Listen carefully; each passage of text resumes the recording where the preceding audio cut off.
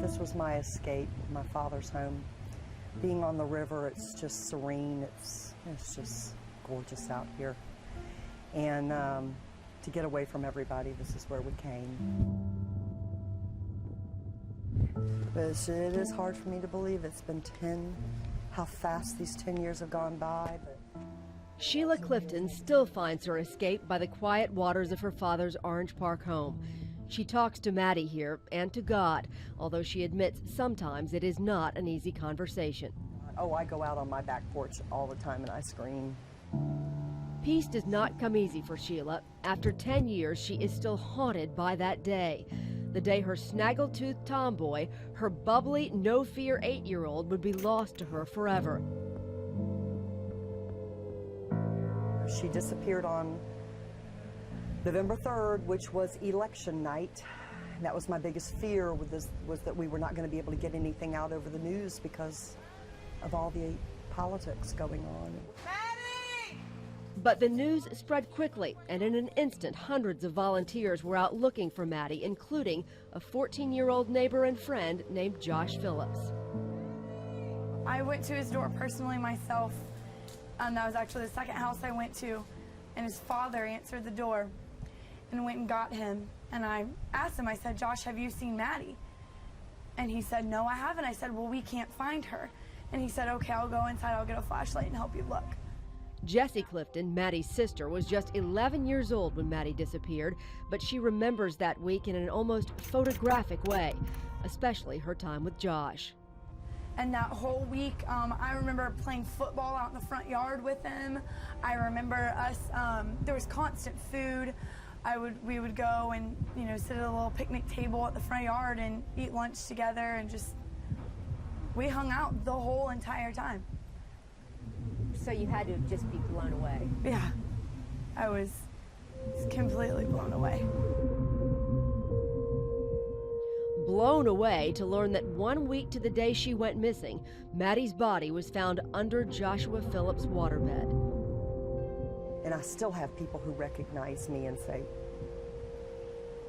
oh God, I remember exactly where I was the day she was found.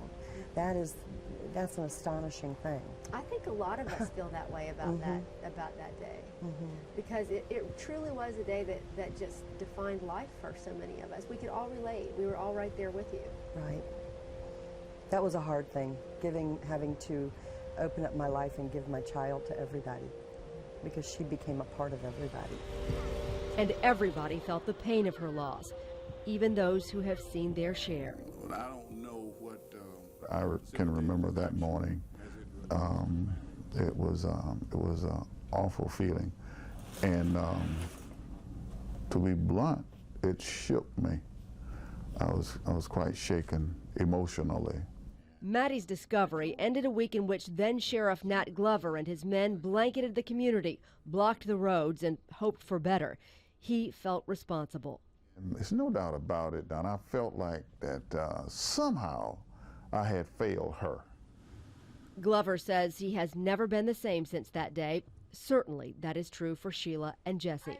It's hard for me to be alone. It's really hard for me to be alone. And Jessie says to this day she will never let an angry word be the last word. And if we get off the phone or if we leave each other arguing, they walk out that door and I think, or they hang up the phone and I think, what if I don't see them tomorrow? Because I never got that chance to say, Maddie, I love you.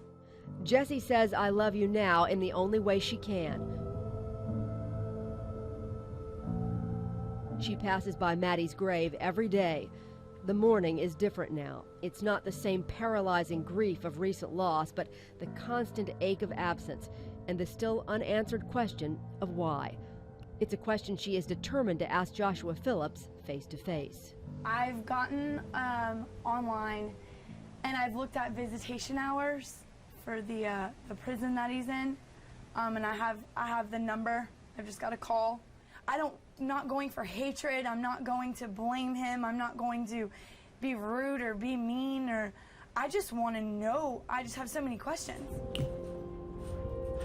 Sheila doesn't want to see Josh, at least not now.